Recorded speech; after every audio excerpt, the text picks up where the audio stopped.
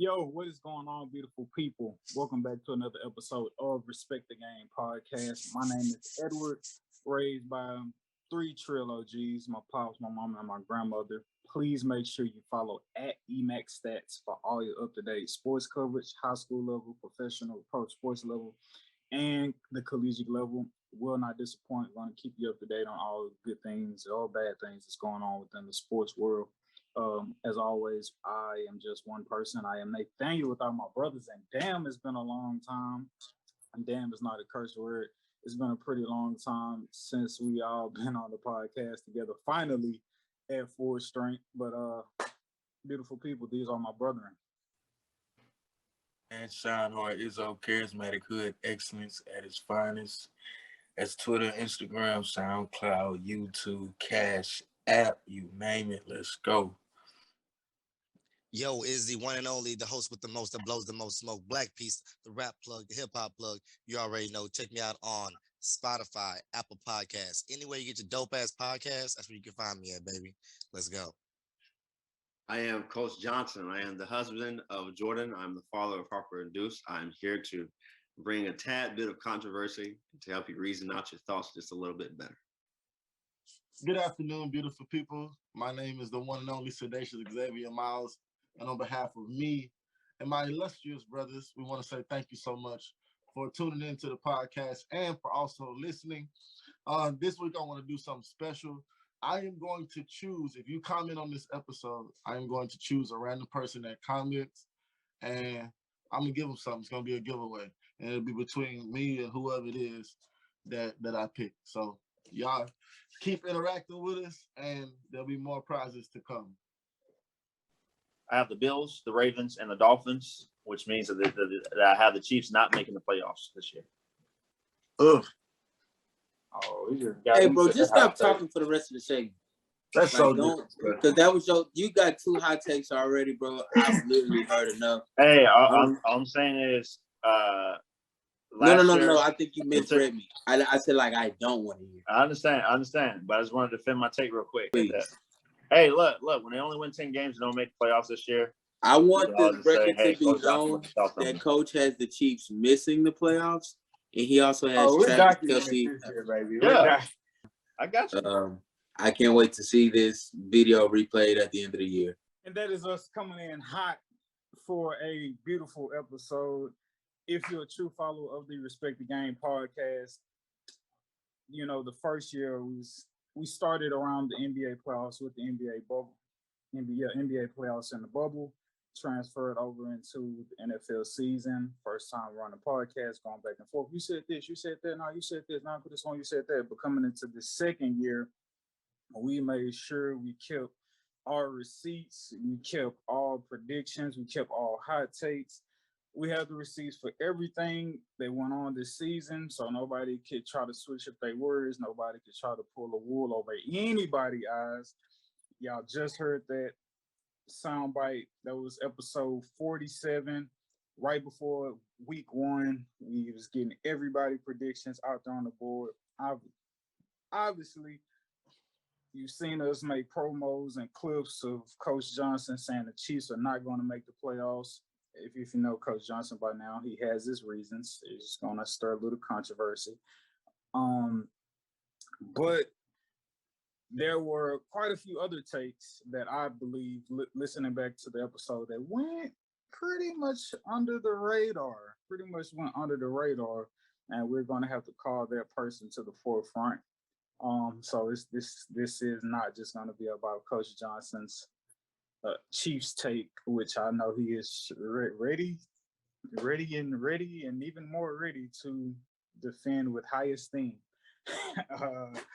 But I mean, fellas, we could either deep dive into the Chiefs right now, or we could let it sizzle a little while longer and go in a couple of different other directions. I got a couple of stats here and stuff for other picks and a couple other hot takes.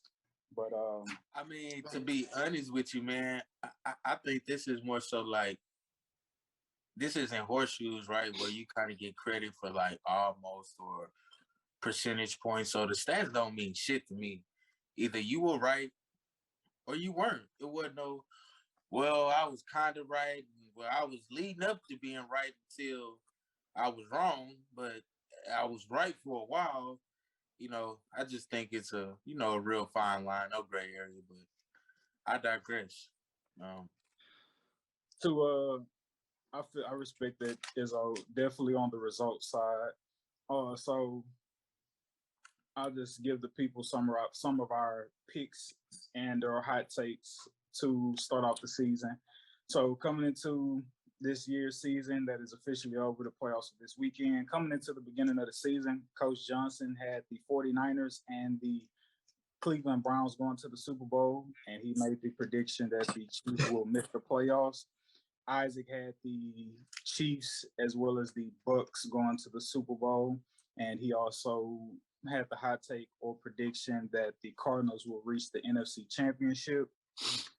Black Peace had the Ravens winning the Super Bowl, and I believe he also had the Cleveland Browns reaching the Super Bowl. Cleveland Browns. Well, no, that wouldn't be possible because they go AFC. And you had Sedacious, who had the Cardinals for the record. Cardinals. Thank you. Black Peace had the Ravens and the Cardinals going to the Super Bowl, and his prediction was that Jameis Winston would be an MVP dark horse. Sedacious picked the Packers to win the Super Bowl. I forget who you picked for the Browns.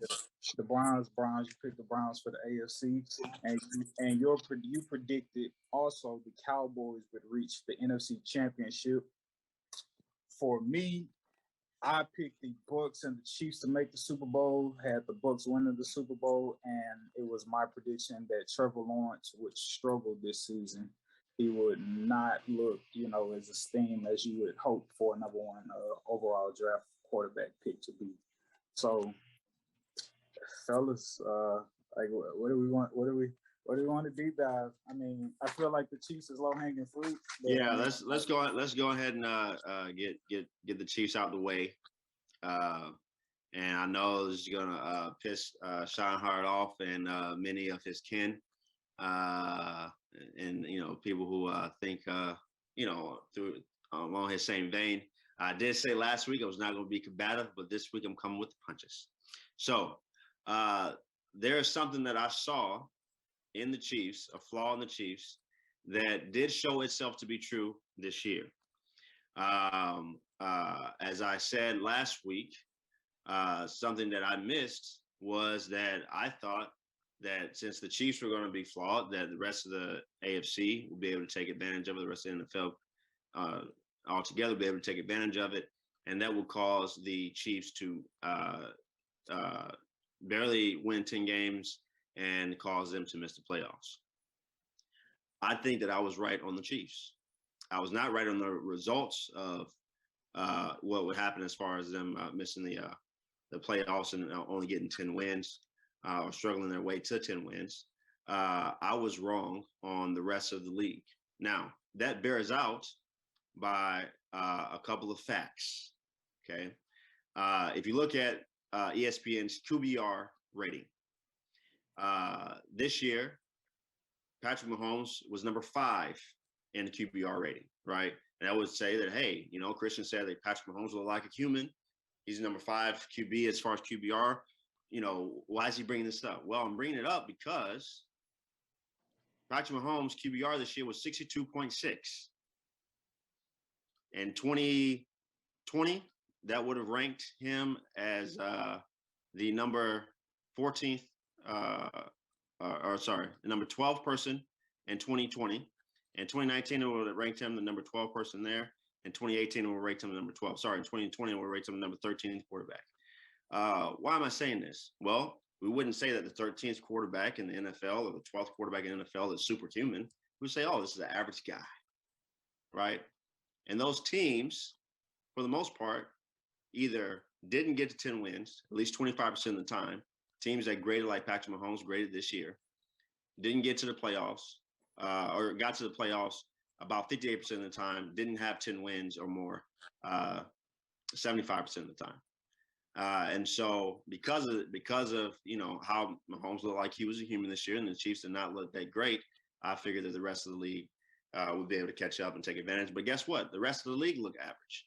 So because of that, the Chiefs were able to take advantage of that and be able to get into the playoffs. But I am not the only one who's noticing the flawedness of the Chiefs. Ryan Clark today on ESPN said they are not that good. No one should be scared of them. Rex Ryan said on national TV last week, while at halftime for the Broncos game, that no one is scared of the Chiefs. Why? Because they see what I saw at the beginning of the year. So now, because they're in the playoffs, it's because the rest of the league sucks too. But I saw a flaw in the Chiefs, and I called it out before everybody else. There we go. Are you done, Christian? I'm done. Go ahead. Don't interrupt anybody who rebuttals you. Go ahead.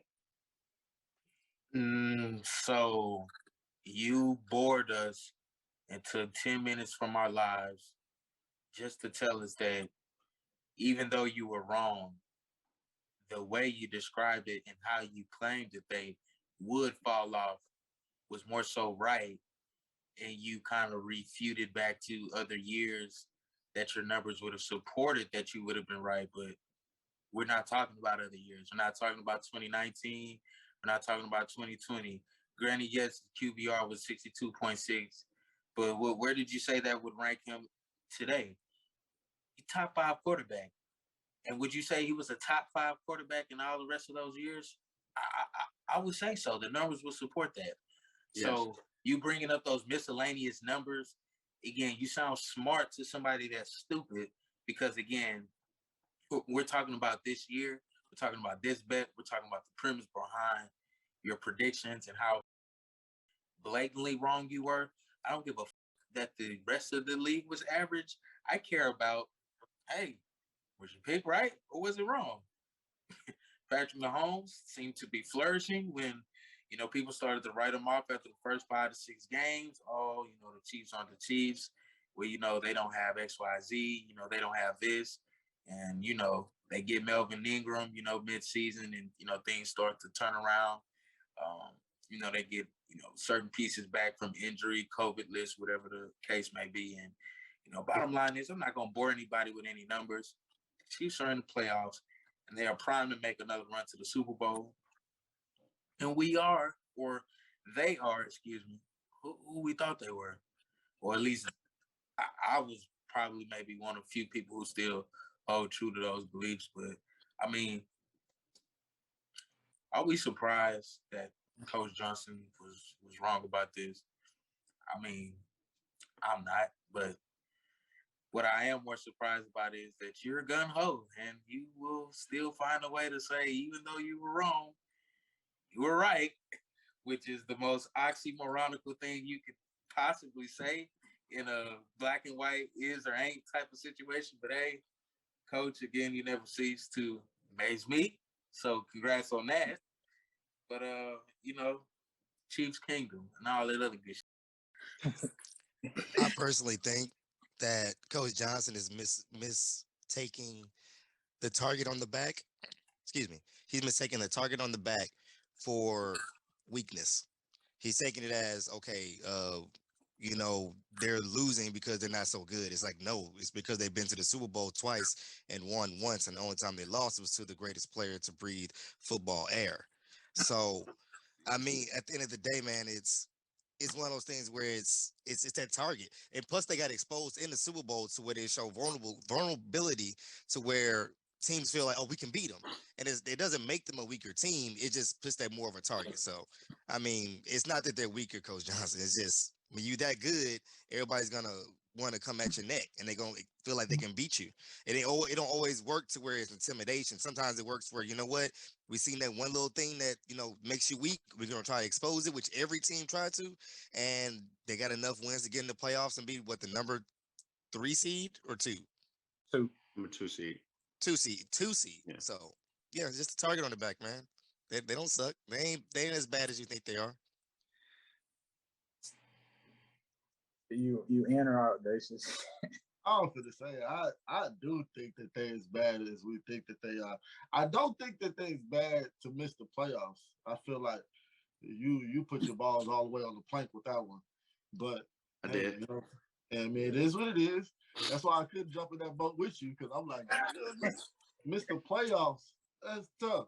I do feel like Darnell. I feel like you're partially right as far as they are good enough to still make it to the playoffs. I do not feel like they're good enough still to make that deep run that they would typically make, especially with them not having that bye. I feel like with Tennessee controlling everything, now you got to battle either Tennessee or Buffalo to come out of there. So it's just, I don't. And then the Bengals scare you, but the Bengals really ain't gonna. They're not gonna do shit as opposed to Buffalo and Tennessee. Nah, the Bengals ain't ready for that type of time because Derrick Henry's back and Ryan Tannehill's been playing good all year. So I'm sorry, but hey, we never know. You never know. I don't want to put my foot in my mouth again like I did last year, but I still don't got Kansas City going to the Super Bowl. I'm sorry. Missing the playoffs, that shit was crazy. But not getting back, I can see you on that. That's all I got.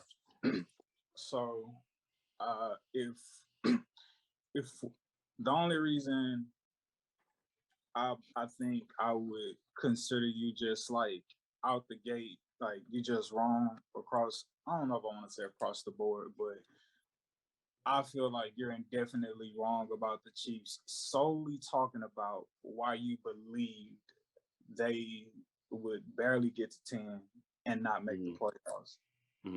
Right. So it started with, you saw those holes in the playoffs and you harped on profusely, just to start off, these offensive linemen, y'all not looking at what I'm looking at with these guys. And so we went back and forth with that. Rookie, Creed Humphrey, center, 91 overall by PFF. Bald. The offensive line was and no. You talked down on him this season, and you talked down on the O-line. I did at the beginning of the year. Yes, I did. Yes, I did at the beginning of the year. I'm just agreeing. Hey, Edward, I'm just agreeing with you. That's all I'm doing. I'm just agreeing with you. I'm agreeing with you. That's all I'm saying. I'm saying, yeah. I'm just agreeing with you. Go ahead, though. I'm amening your stuff right now. Thank you. So yeah, right. So Creed Humphrey, ball. Trey Smith, gave up 4. I give you the guys who got over 1,000 snaps on the offensive line: Orlando Brown, Creed Humphrey, Joe Thuney, Trey Smith. Trey Smith gave up 4 sacks, 8 hits, 47 pressures, 72 overall by PFF. Joe Thuney, 80.6 overall by PFF. Orlando Brown, I know you was kind of iffy on him. 75.1 overall, gave up 4 sacks, 12 hits, 37 pressures, over 1,000 snaps on the offensive line. All right, that's pretty good. Lucas Nguyen, he got hurt, only played 12 games this season, so he was in and out. He only had over 500 snaps. Then I'm assuming because of that made Andrew Wiley come in and he got 500 snaps. So starting off at that base last year, offensive line, because of that, in addition to other things, that wasn't the only reason you were saying that they were going to fall they wasn't going to make the playoffs. They beat you in that regard. They did what they needed to do to give Patrick Mahomes enough time for him to be Houdini at times, right? So then we progress. Hey, outside of Tyrann Mathieu and maybe somebody else you said, I don't really know these dudes on the defense. Like, they ain't really that tough. Brett Van Veach, he created this pipe is about to burst. Sean Hart, Izzo, Melvin Ingram. They start to shake some things up. So, considering how average or below average the NFL was, their defense played well enough to be able to get them along the way or stop certain teams. So they pushed you aside in that regard. Then, hey y'all. Well, I would say that the additions that they made would make me correct from what I said before. Saying before the additions, they were the worst defense in the league. After the additions, they became one of the best defenses in the league. So, okay, so then we move forward. Hey, it's not just the offensive line. It's not just the defense. You went on your Tom Brady conspiracy of Travis Kelce falling off an enormous cliff. 2021. Well, we'll go 2021. 1,400 yards, 11 touchdowns, 105 catches. If you call this a cliff, so be it. I won't argue it. I won't argue you on it. Again, this last year, 1,400 receiving yards, 11 touchdowns, 105 catches. This year, 1,100 receiving yards, 90 plus catches, and 9 touchdowns. So maybe that's a sleep. Maybe you was early. I would still say that's fairly still within the range of him performing where he was last year, and you still have the playoffs to go forward. So Travis Kelce didn't fall off the cliff. He, as the season progressed, the offensive line playing how they played, you didn't necessarily need. I know what you say about hey, trying to force that third receiver. Where's that third or fourth or second or third receiver going to come from if their offensive line is depleted and you don't have time to try to find Kelce or you don't have time to find Hill? Like, is it going to be Mecole Hardman?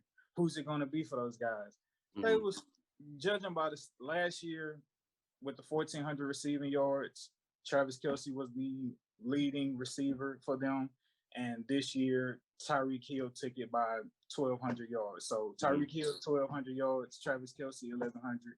And the next one behind them was Mecole Hardman, 693 receiving yards. So, like, nothing stopped in terms of them being able to get the ball to Travis Kelce or Tyreek Hill when they wanted to. In terms of talking about the receiver core, may come back. I know if it does, you're going to be the first one in the group chat if they plummet in the playoffs and somebody puts a scheme together that takes Tyreek or Travis Kelce out the game. You're going to be like, I told you, niggas, I told y'all. But there's only one team. There's only one team in the playoffs that can do that. So, but they beat. I feel like they shunned you in that regard, and so an accumulation of all of those things that you said were going to happen and the asterisks of if they don't do nothing with their defense, they're going to suffer, is why you felt like they were going to struggle, will only get 10 wins, struggle to get the 10 wins, and everybody else was going to be great because of you stirring it all in a pot and coming out with your thesis or your hypothesis on why they weren't going to make the playoffs. They proved you emphatically wrong this season as it relates to this regular season, and them not only getting 10 wins but also getting 12. So yeah. Emphatically wrong. I wouldn't accept that. I was wrong about the offensive line. I was wrong about my Travis Kelce take.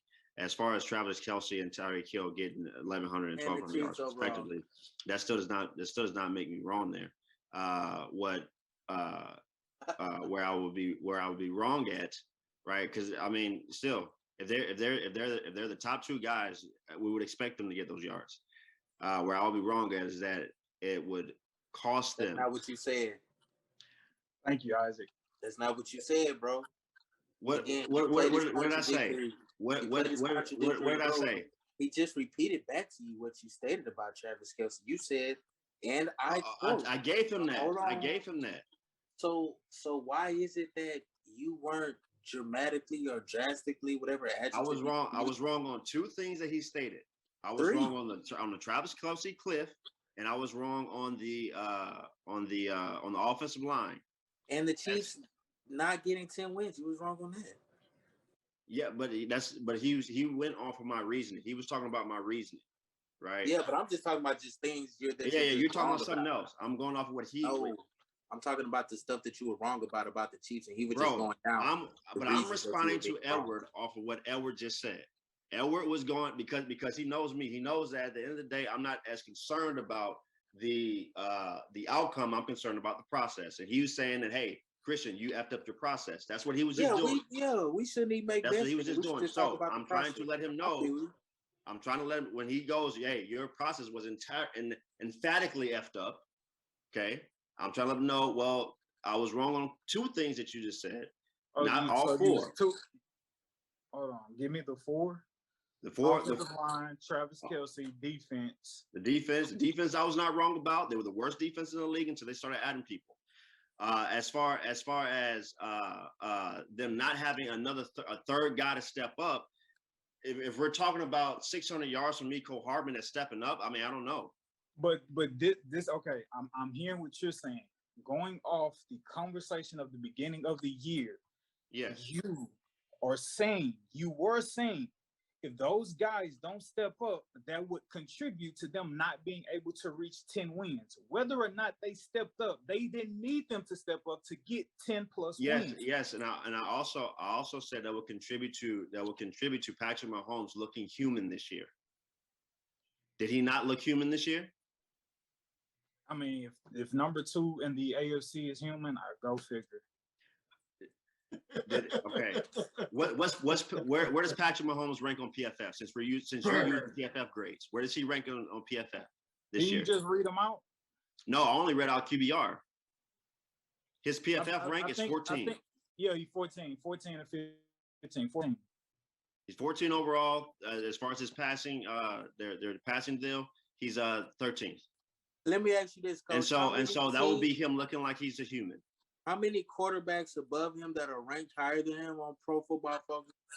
How many of their teams are in a better position than his team and have a better record than his team? Being that his defense would you take Kirk Cousins over Patrick Mahomes? Kirk Cousins had a better year than Patrick Mahomes. Would you take him over Patrick Mahomes? Yeah, listen.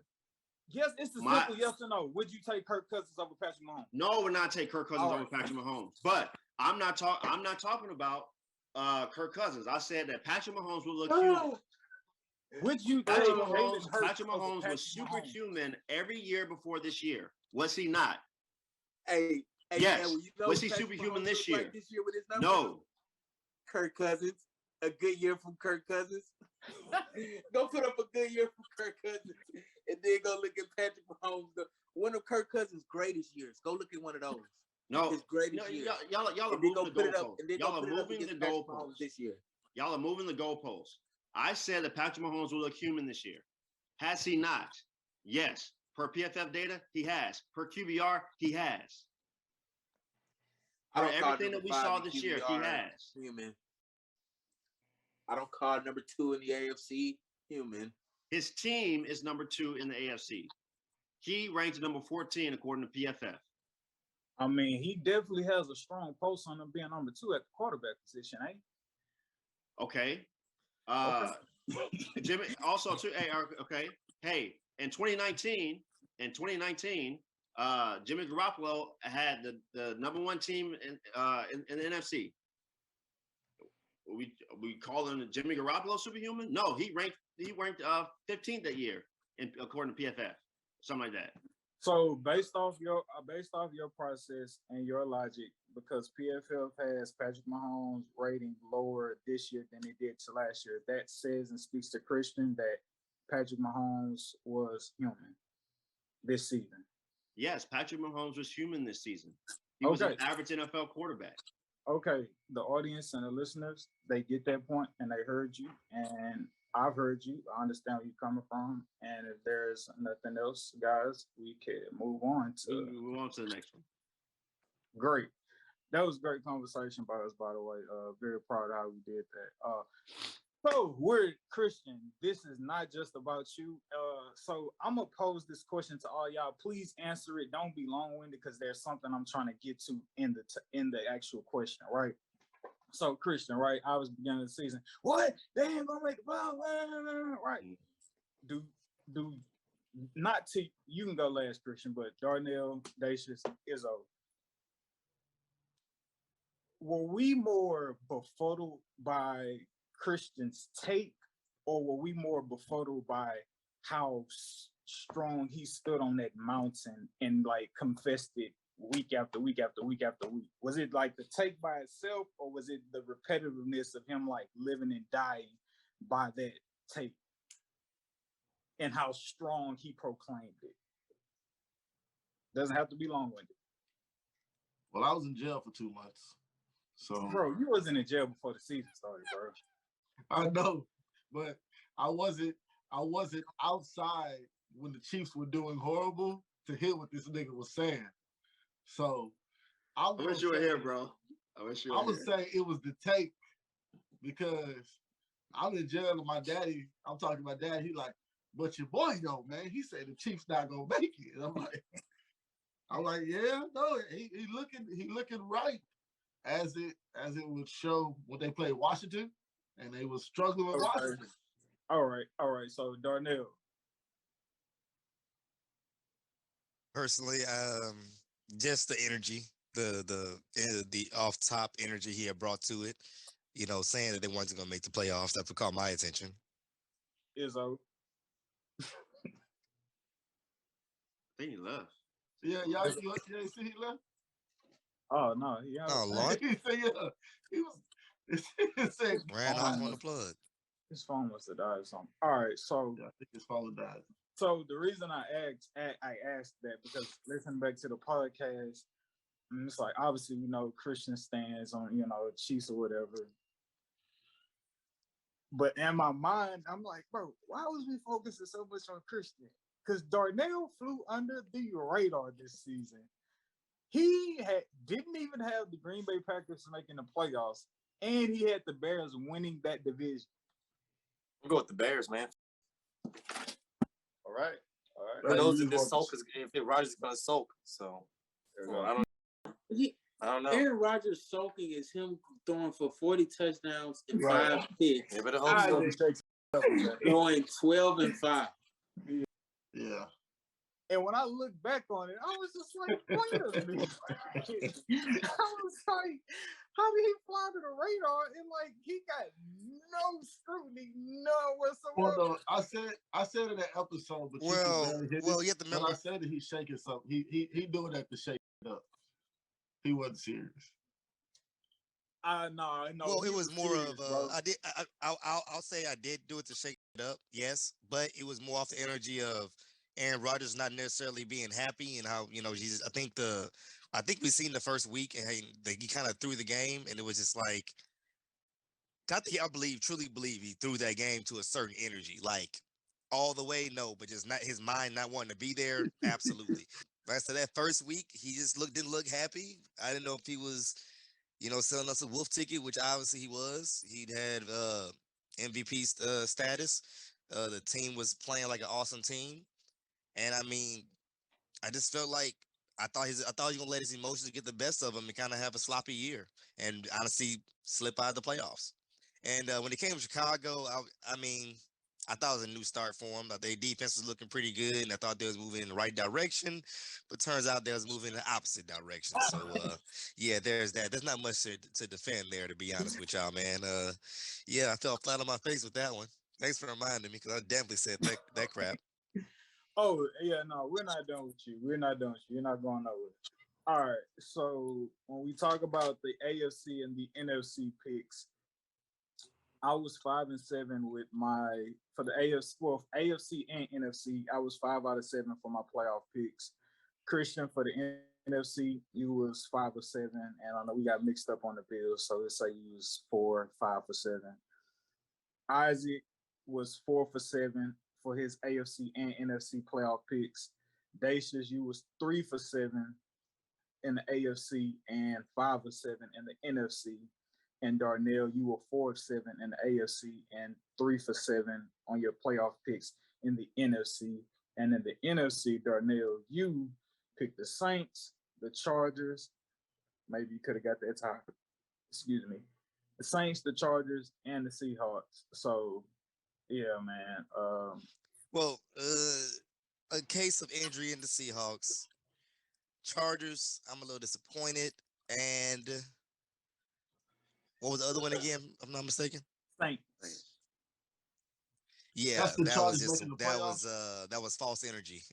That was definitely false energy. I was told one thing and shown another. So yeah, that was They So had, really, your voice you live and you mainly learn. holds You you. live and you learn, baby. You live and you learn. yeah, they But had I injuries. definitely thought the Chargers. That's the one team I would definitely strongly defend. I really thought they was gonna be able to make it. I like the young guy Herbert. Just wasn't enough, I guess. So Chargers next year, man. I'm Hey, still gonna talk pull for them. I about like somebody them. looking superhuman this year. Justin Herbert looked great. Bro, what's his boy name? John Staley is the only reason they're not in the Brandon playoffs. Staley. Brandon Staley. Yeah. He's the only reason they're not in the playoffs. No, he's not, man. I'm not what? I see that clock running. I'm gonna let that run. We tie. If we both tie, we both go to the playoffs. I'm gonna call a timeout so you can run a play and you can kick a field goal to kick me out the playoffs. That's the dumbest thing I ever heard. No. All right, Coach, give us your perspective. Why call a timeout, bro? So during that sequence, okay, for some reason people feel like the clock was going to run out if he did not call a timeout. No, that was not what was going to happen. The Raiders were lined up in shotgun, 3rd and 4. There were 4 seconds left on the play clock. They were going to run a play. There were 39 seconds left in the game. They had to run another play. Brandon Staley felt, hey, I feel like they're going to run the ball to make sure that the clock continues to run and try to pick up a couple yards to maybe kick a long field goal. So I need to get my best defense out there to stop the run. He calls a timeout. He's like, hey, I'm not feeling it. They're probably gonna run on us and gain more yardage. We need to get our best defense out there to stop them to make a longer field goal. Just like he said in his press conference. They change up the defense. The Raiders end up running the ball, and they end up getting 10 yards on it. Right, the execution was terrible on it, so they end up getting 10 yards, and then they kick a game-winning field goal. Right, 47-yarder. Now, whether or not he calls the timeout, they're running a play, probably running an RPO, right, where they have the option to either throw it if the box gets heavy, or run it versus a light box, right? Either way, it's a lose-lose situation for the defense. So with or without the timeout, that same sequence was going to happen. So you have it there. The timeout did not cost them. And without Brandon Staley and the decisions that he made throughout the year, the aggressiveness that he showed and following the analytic models on his 4th downs and stuff like that, that team would have won 4 or 5 games. So yeah. So They wouldn't have beat the Chiefs the first time if he they wouldn't have beat the Browns when they beat the Browns. They wouldn't have beat the Chiefs the first time when they did if Brandon Staley was not coaching the way that he's been coaching all year. No. I'm not taking away from his coaching ability. What I'm saying is, because you just said, bro, that timeout made no difference. So if it made no difference, why the f- did you call it? It made no difference as far as what the outcome end up being. That's what I'm saying. If it would have made no difference in the outcome. No. I'm saying that it wouldn't have made a difference. I said it made no difference as far as what ended up happening, as far as the outcome. So for him, it made. So had he not called the timeout, they still would have ran the ball and kicked that field goal. Yes, for him, not knowing the outcome. See, okay, this sidebar real quick. The reason why coaches like Brandon Staley, right, and many people who follow the analytics community have a tough time with people inside of football is because a lot of people have what's called outcome bias, right?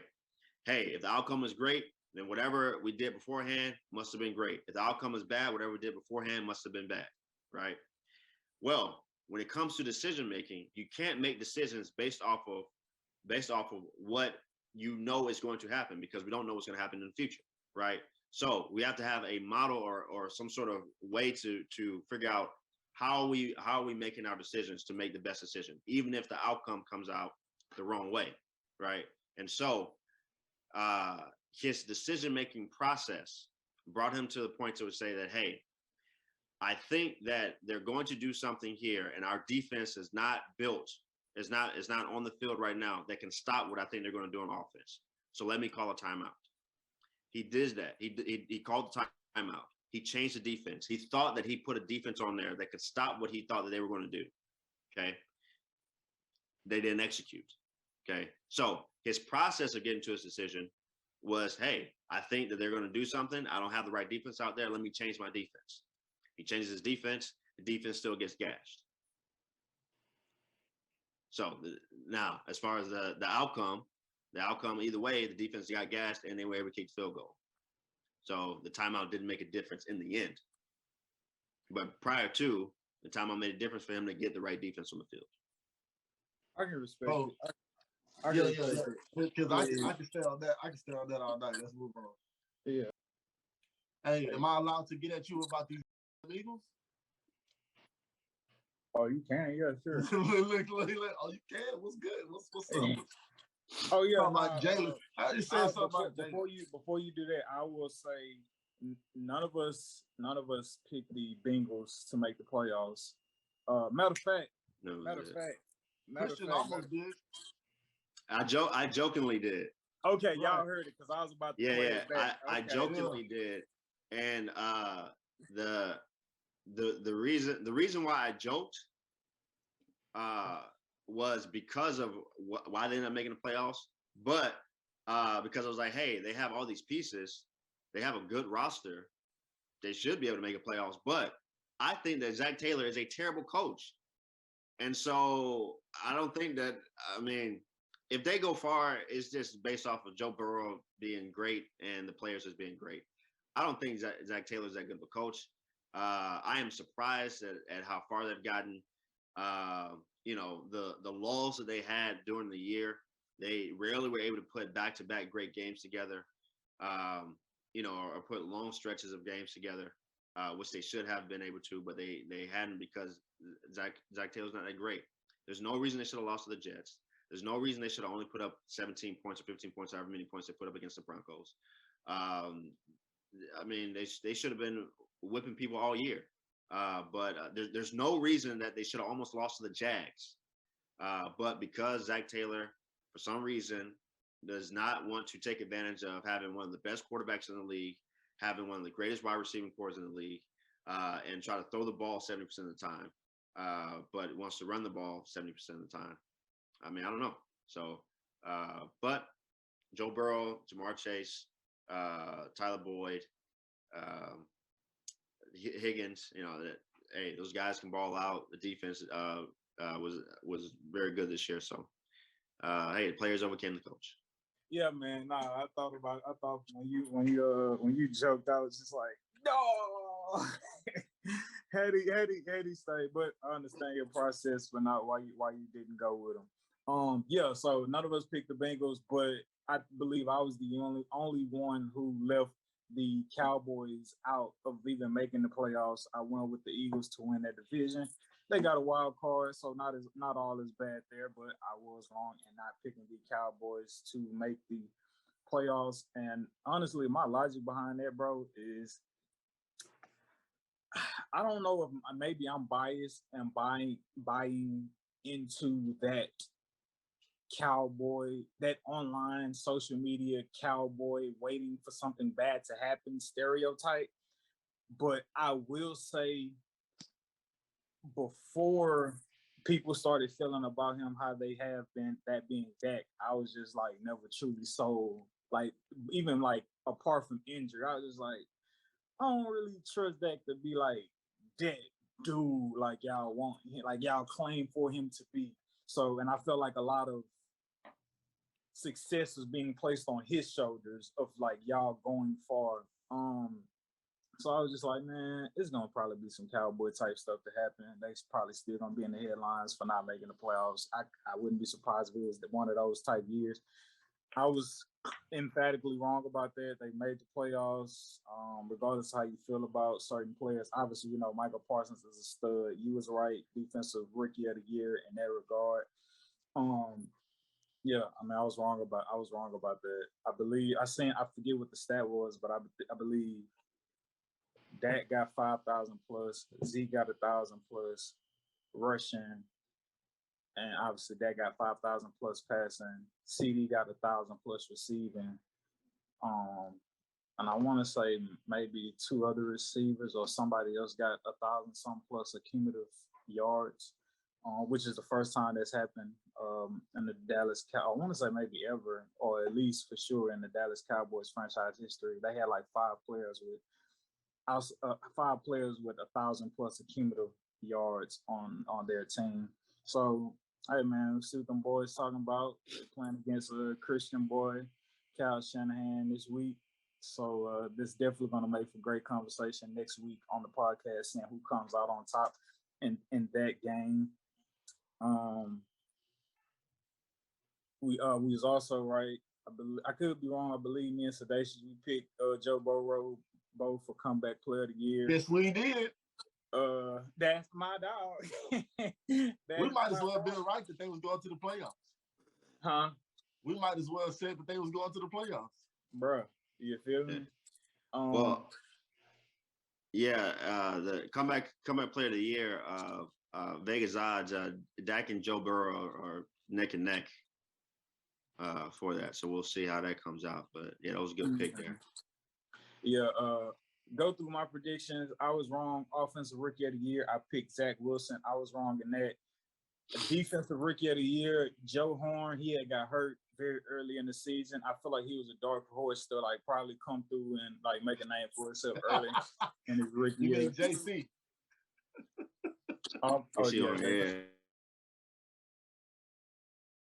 Yeah. Bro, like, see, he old.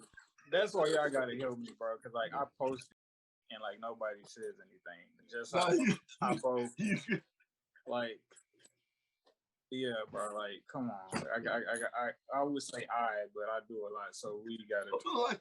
No wonder you're wrong. You picked Joe Horn. Yeah, but nah. So I got that wrong. Also, in the typo. So forgive me. Players mess up. Coach of the year, I had Bill Belichick. Yeah, slightly debatable. I think a lot of people have it Mike Vrabel. We're going to get to the Titans. Don't worry. Offensive player of the year, Patrick Mahomes. I had defensive player of the year. I had Chandler Jones. MVP, I had Tom. I think A-Rod probably come and take that from him. So, yeah. Then Dacius, you had Kyle Pitts for Offensive Rookie of the Year. You had picked Sean Payton for Coach of the Year. You also picked Patrick Mahomes for Offensive Player of the Year. You picked Aaron Donald for Defensive Player of the Year. You had Dak for MVP, of course. That ain't gonna happen. Darnell, you and your beloved Chiefs, Bears. You picked Justin Fields for Offensive Rookie of the Year. Defensive Rookie of the Year, you picked Patrick Surtain. Comeback Player of the Year, Darnell picked Odell Beckham. He also picked Bill Belichick for Coach of the Year. He picked Derrick Henry for Offensive Player of the Year. He picked Defensive Player of the Year, Chandler Jones, and for MVP, we gotta talk about that too. He picked Lamar Jackson. I got the Drake curse, bro. Everybody hurt. Lamar had a nice little run though. No, everybody I picked was doing good. At least 50% of the people I picked were doing really good, and then just hurt. Like, damn. Hell no, y'all not running from this Lamar. What? He got hurt. No, he did get hurt, but see, and we talked about that. I know that's what everybody gonna give him the injury scapegoat. He was playing trash before he got hurt. When? 2 games. How many games before he went garbage? Because he was doing some reckless pull. know that. Hey, All hey, right. this is what we can talk about. That boy. No, that's what I'm saying. I'm saying I knew it was like I know maybe 2 games for sure, but was it more than 2? If it was more than 2, I'll say like, hey, he slipped. But I guess that's more than 2 then. Hold They on, better man. be Pittsburgh.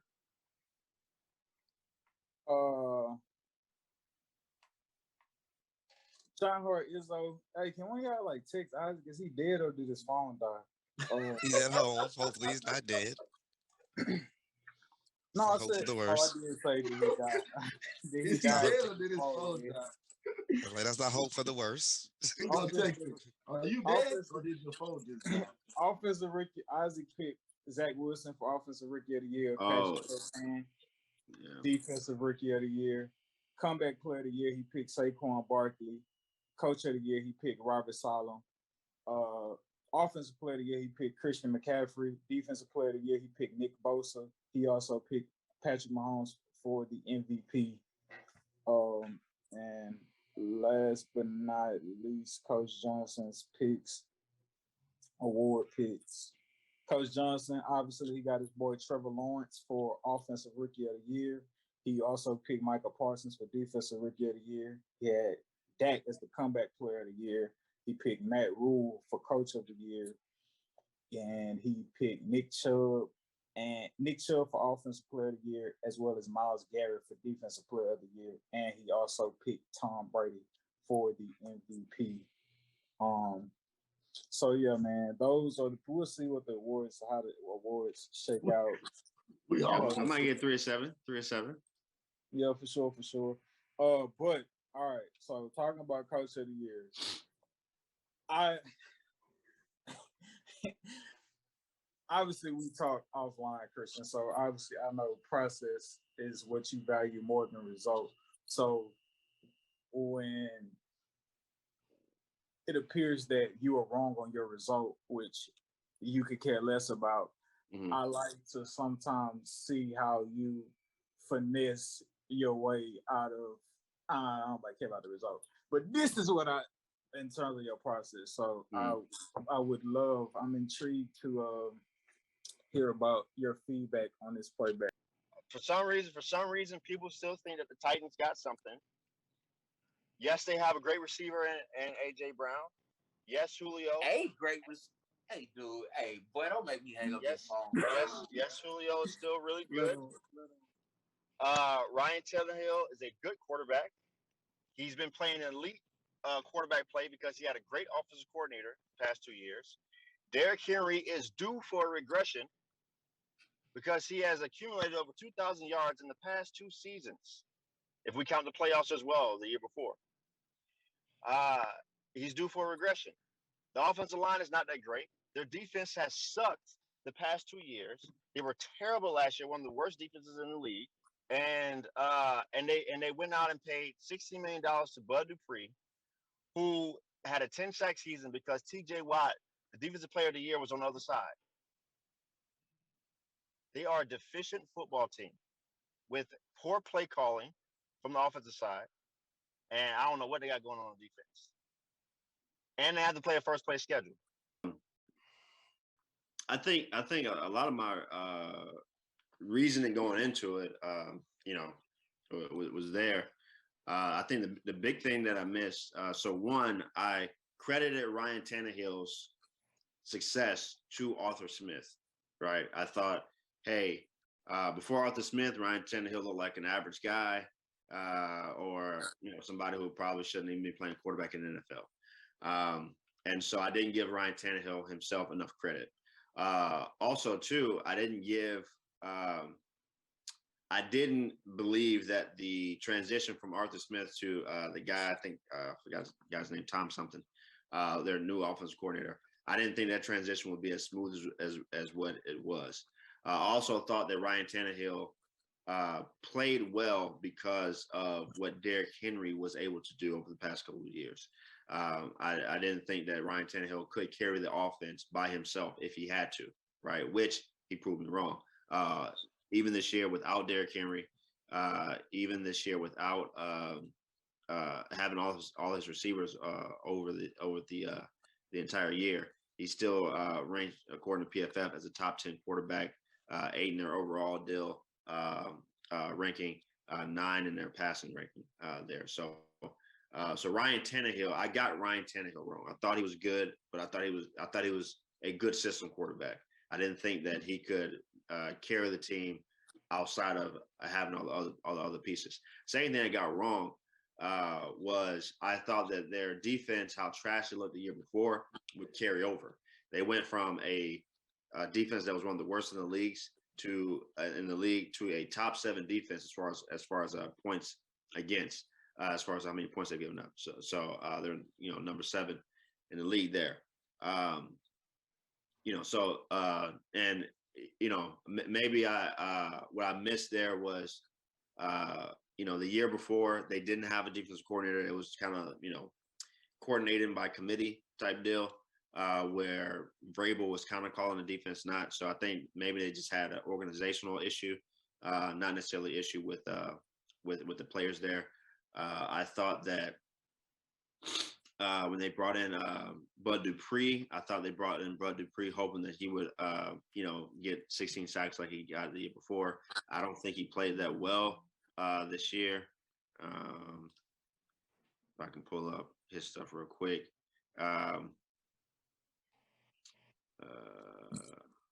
Somebody pull it up, but yeah. So no matter how well he did or didn't do, they had Elijah Molden, the rookie nickel cornerback, came in and stepped up. Kevin Byard stepped up like he always does. Simmons down the middle stepped up like he always does, and the safety out of LSU who didn't play last year but played this year. I forgot the guy's name, but he stepped up. So I mean, but also too, I think I'm going to go back to what I said about the Chiefs. Even though the Titans are the number 1 team, they are the number 1 team of a bunch of inconsistent teams. Here's the thing. Here's the thing. That's something that we have to accept in our talking and discussing about the NFL this year. We have to accept that, at least on the AFC side, I would even say there's no team that separates like, oh, okay, these guys are great. You got to remember, the Titans lost to the Jets. They also lost to the Texans.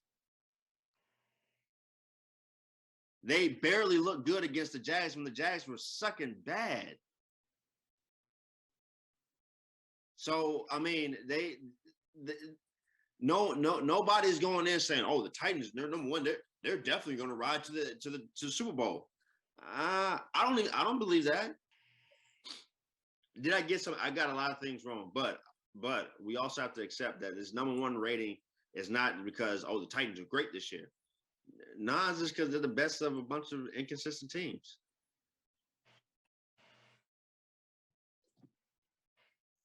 In the AFC. In the AFC, yes. So I understand your process, and I understand what you're saying. Like, nobody try to go out and king them, the elite of the elitists solely based off that record. Or hey, you saying, hey, at some point everybody got to accept the league is just mediocre right now, right? And like, while that is true, according to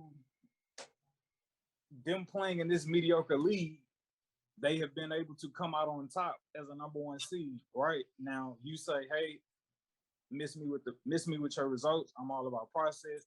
The Titans are not. It's not like they're light years away from everybody in the league, or it's not like they're light years away creating separation in terms of dominance or skill as a team, being the number 1 seed. That may be more so like what you're focused on in terms of their process of coming together or looking like a complete consistent team. And so while I say, hey, I understand you and your thought process, outside of me or whoever you may indulge with or the people on our podcast who may listen, if people come into your world and say, "Hey, bro, we understand your process," I feel like not that you're obligated or you have to also take credence to somebody being like, "Yo," but the results say they number one. No, I get that. I get that. Yeah, sure. I mean, we all do this for results, right? I get that. I understand that. And our results can make us go back and question, okay, what did I get wrong, right?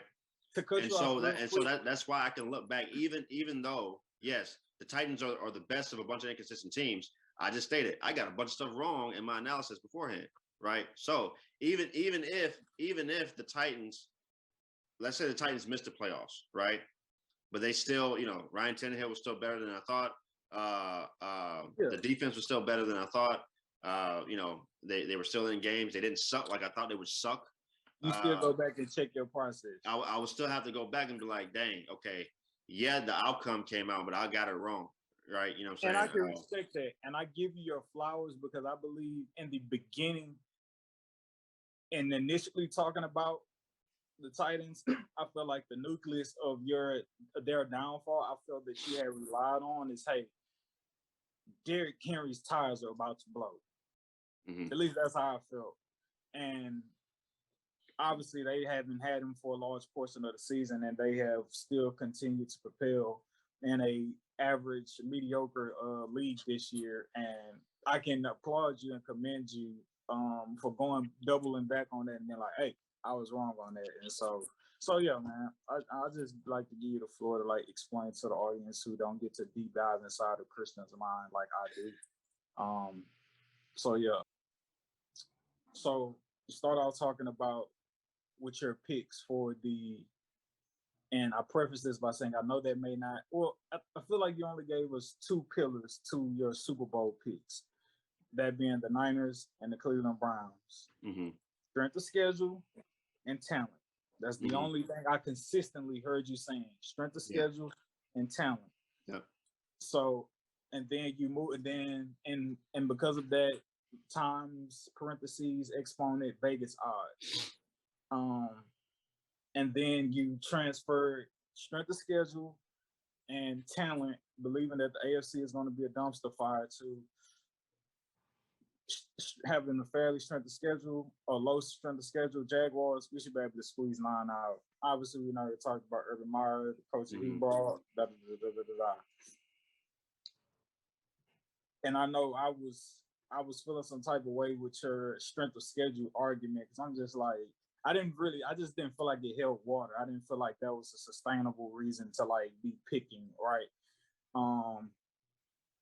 So like looking back, whether or not, however you feel, this ain't like you was wrong or anything like that. I mean, you're still in the running with your 49ers and your boy Kyle Shanahan at least. But you talk about talent and you talk about strength of schedule.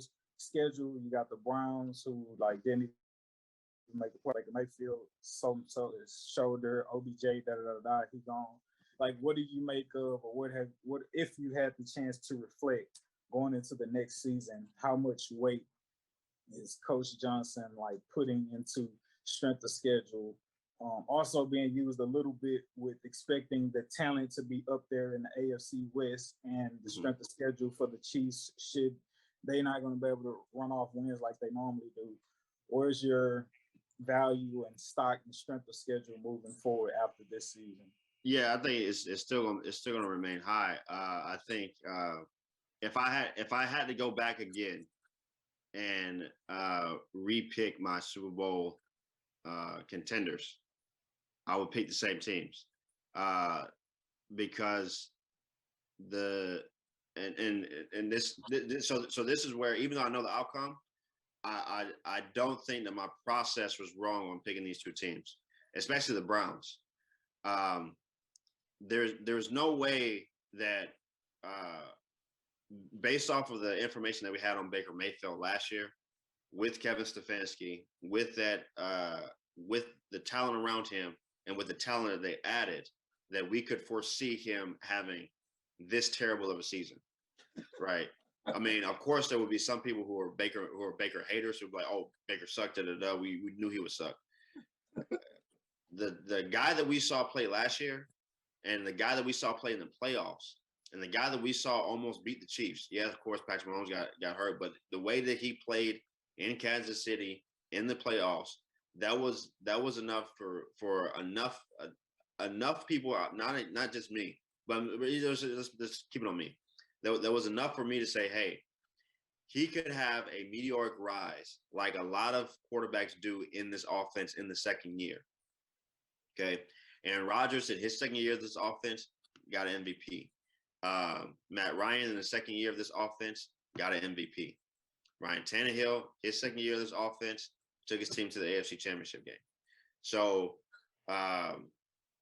you know, I was like, hey, this is all matching up for Baker Mayfield to have a great year under a great coach with great talent around him. Yeah. So my process there, and then as far as the strength of the schedule, just to harp on that real quick,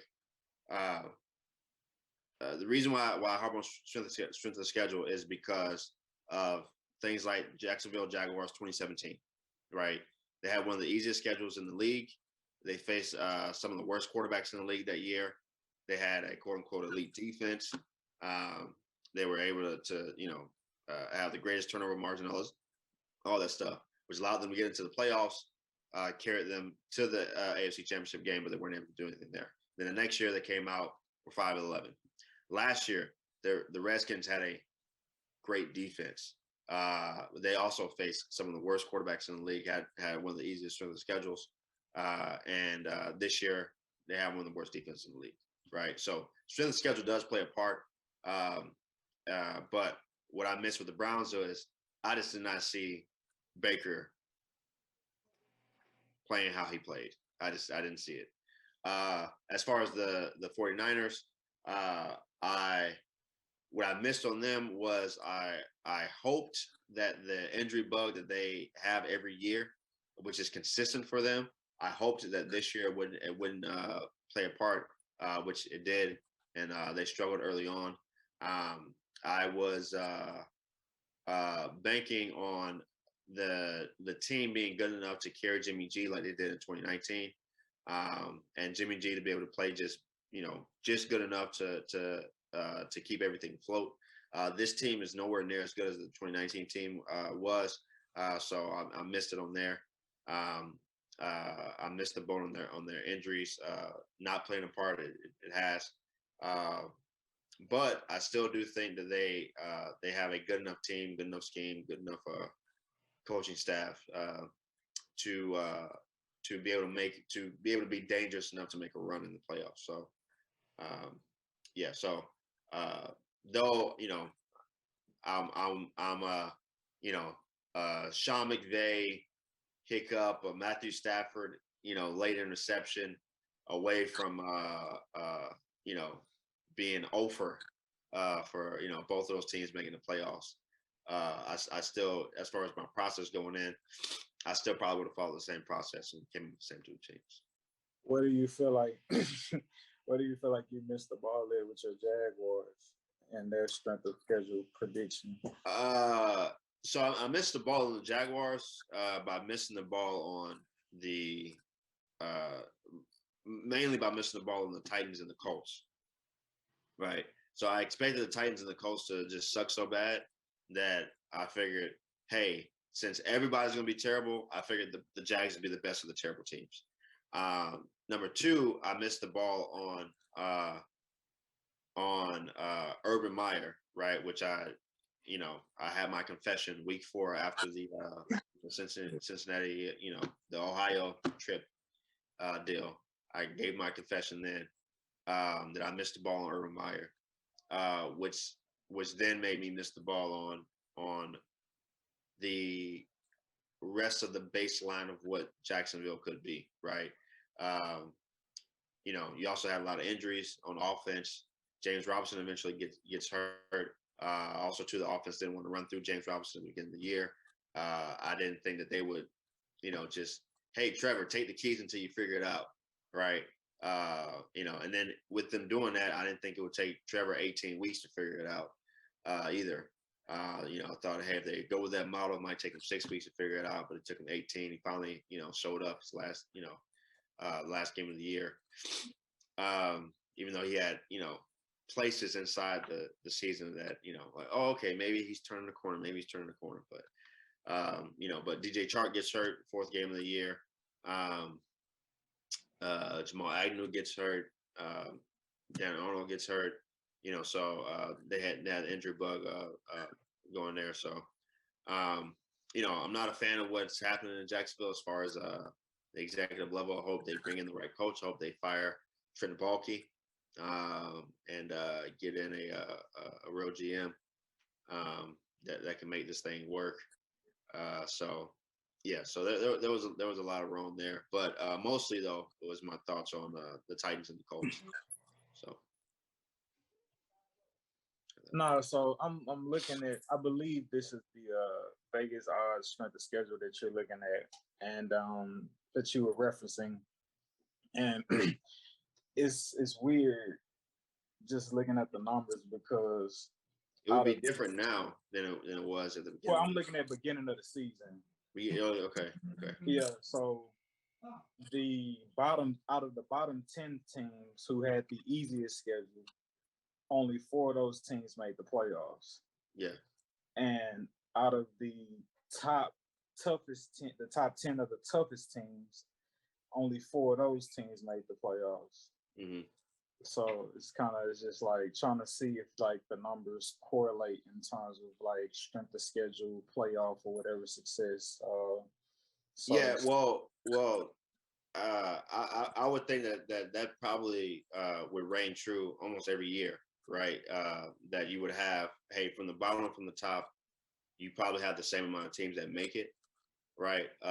So what I was doing was what I was doing was trying to predict which of those teams would be affected the most by this schedule, right?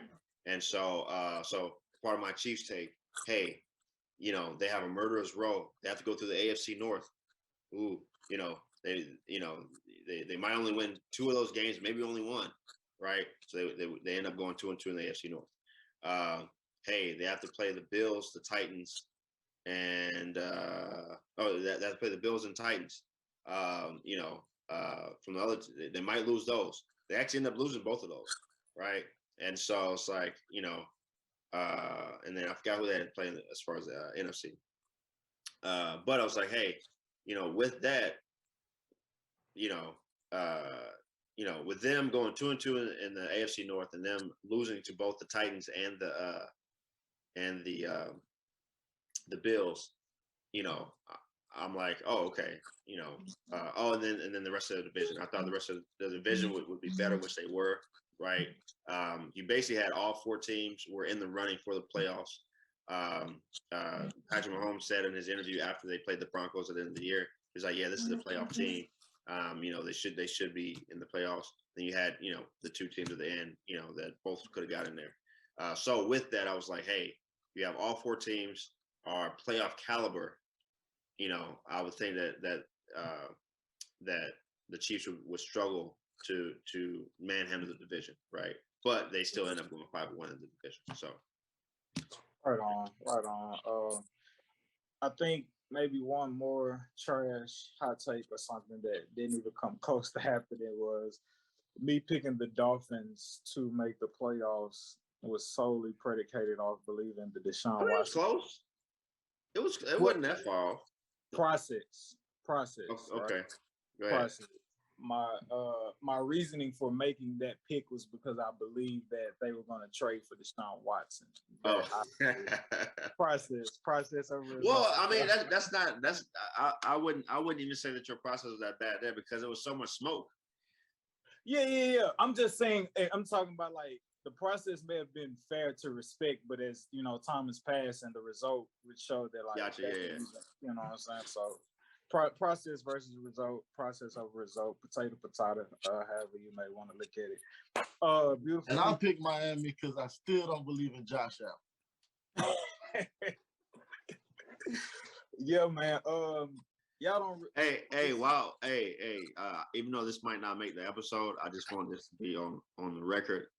If this does happen, if the Bills lose this weekend, unfortunately, the Chiefs will go to the Super Bowl, because the only team that I am for sure that I would be confident in picking in the playoffs against the Chiefs going into Arrowhead to win is the Bills, which they would end up playing. If the Bills won on Sunday or this weekend, they would have to go into Arrowhead the next week, because there's no way the Steelers are beating the Chiefs. There's no way. That's just not happening. All right, so picking back off that, right? There's no way they're beating them. I don't know which one is going to be, bro, but there's going to be a humongous upset in these playoffs. I mean, that may not be breaking news, but I don't know which one I want to pick. It might be the Eagles. But it might be the Eagles. I don't give the Steelers a chance. I'm ashamed to say that it ran across my mind, but not in true belief. I was just looking at what would be considered an upset, and I was just like, okay, which one is more likely to happen? I was just like, nah, yeah, it's according to the sports books, the closest game that they have, or at least the closest spread, is between the 49ers and the Cowboys. So yes, it's a spread of 3 points, 3-point spread. That's the closest spread this weekend. So that is the one that most people are looking at as far as quote unquote upset. But to be the biggest surprise, I would probably say the Eagles have the chance to make that. I don't see the Steelers going into Arrowhead and beating the Chiefs. I don't see the Titans. I don't see the Titans. If the Chiefs met up with the Titans in the AFC Championship game, I don't see the Titans beating the Chiefs. I don't see the Bengals pulling off that win in Arrowhead. Remember, that one was at home and it wasn't in the playoffs. So the only team. Would you consider it an upset? I think this is a safe upset. I think I'm not really trying to bank on the Eagles obviously winning, because I picked the Bucs to go to the Super Bowl. Be honest, people may call me crazy. I think I'm still believing in that Cowboy stigma of just waiting for some Cowboy-like bad to happen. So I think Cowboys, if 49ers win, it won't be an upset. It is just more reason for people to talk about them. And even getting to the playoffs, I don't think people are going to respect Dak and give him credit for that. And I'm like, first round exit. Cards, Rams, I don't think either one of those wins is truly an upset. But would y'all consider the Patriots beating the Bills to be a big upset? No. I don't think so, because I'm not sure what the spread is in that game. I'm not sure. Let me look it up real quick.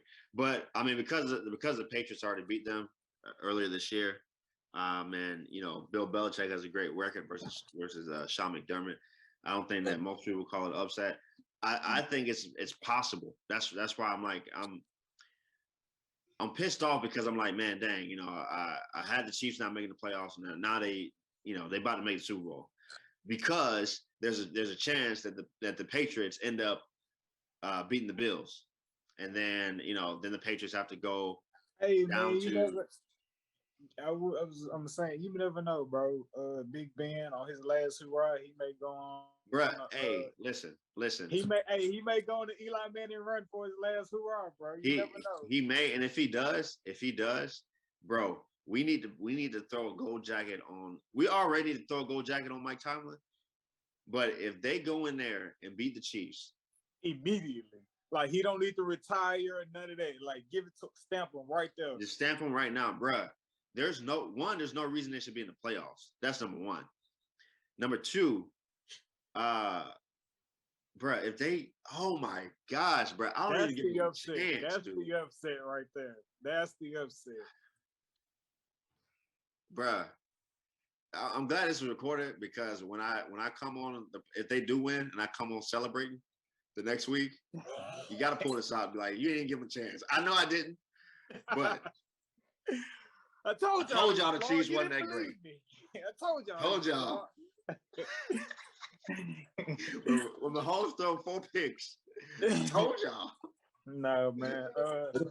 Let's love, man. Beautiful people. Definitely stay tuned in for the playoffs this week. Make sure you're following all of us at Emax Stats, at Shineheart Izzo, at Sedacious, at Live the Rapper, at Black_Peace, Black BLAQUE_Peace, but regular at Quaz Demotor, QUAZDAMOTOR. Yeah, and we will be posting our playoff picks. We're gonna make sure there's no double teams put twice for our graphics at the beginning of the year. Or no typos. But yeah, man. So thank you, beautiful people, for rocking with us. This is the Respect the Game podcast, and as always, man, we're gonna see you, beautiful people, next week. And also, I know it's probably you thought that was out, but this episode will be able to be viewed visually on video through Spotify. So if you don't have to just watch us on video through YouTube. You can hear on video through Spotify now, because we're coming up in the game with the consistency and the hard work. Yeah. See you, beautiful people, next week.